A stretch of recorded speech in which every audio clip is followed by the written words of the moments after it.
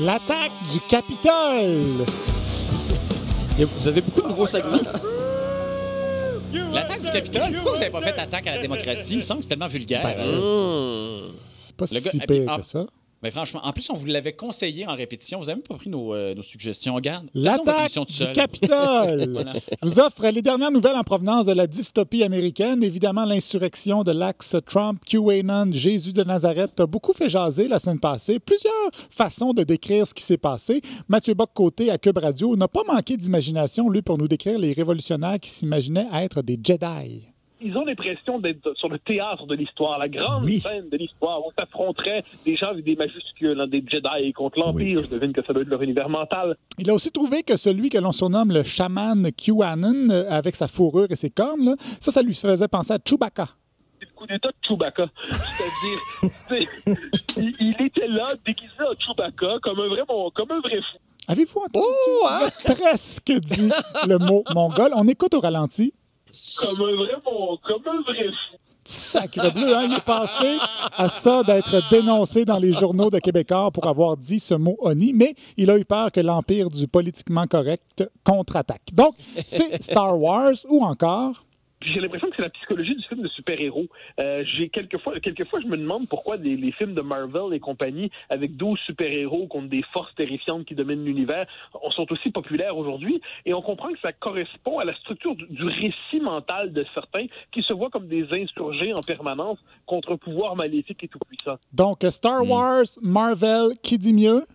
En fait, il jouait à Donjon Dragon. C'est un peu ça, quand même. Là, il y en a, ils sont déguisés. Puis je suis persuadé qu'il y en a là-dedans qui se voient comme des guerriers de lumière. Puis ils doivent rouler des D12, puis des D7, puis des D20, puis des D100 pour savoir c'est quoi le spell qu'ils envoient au camp d'en face à la manière d'un wizard, comme on disait dans cette fenêtre. Le spell. Il y a à reconnaître ça. Ben oui, qu'ils envoient au camp d'en face à la manière d'un wizard, comme il disait dans sa jeunesse. On voit que Mathieu Bock-Côté a beaucoup joué à Donjons et Dragons dans sa jeunesse. C'est pas étonnant qu'on ait parfois l'impression qu'il est un troll de niveau 8. D'ailleurs, je suis en train de lire le livre L'Empire invisible.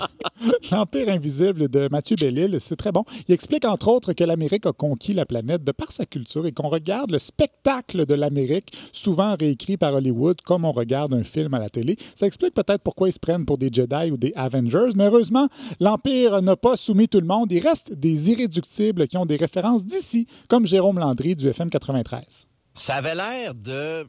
Tu sais, ça avait l'air un peu de je sais pas, une comparaison québécoise du Symphorien, tu sais, avec des costumes cheap, puis d'un scénario cheap, puis des répliques cheap. Ça avait vraiment l'air de ça, je trouve, hier, dans le fond, quand tu y penses bien comme il faut. J'avais pas vu ça comme ça, c'est drôle quand même. J'imagine pas tant Gilles Latulippe en chest avec des tie wraps cassés des fenêtres. Bien joué. Sinon, il y a Yannick Marceau de Radio X, lui, qui avait quand même un bémol par rapport à tous ceux qui ont été surpris de voir ces gens ouvrir les portes du Capitole plus facilement que moi, j'arrive à ouvrir un pot de cornichons, et ça sans que les policiers n'interviennent.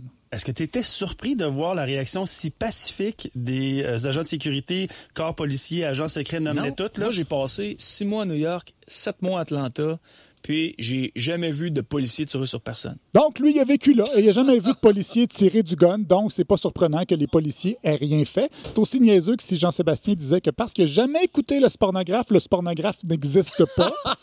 Richard Martineau, lui, rêve d'un monde meilleur avec une droite plus droite.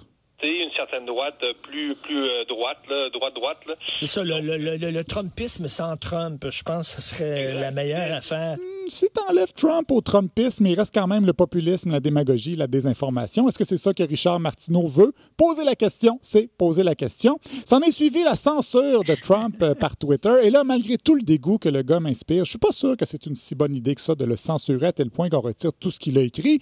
Laisser une entreprise privée décider de ce qui est bon ou pas, ça me plaît pas trop. Autant quand c'est Facebook qui censure le tableau L'origine du monde de Courbet que Twitter qui censure la fin du monde de Trump.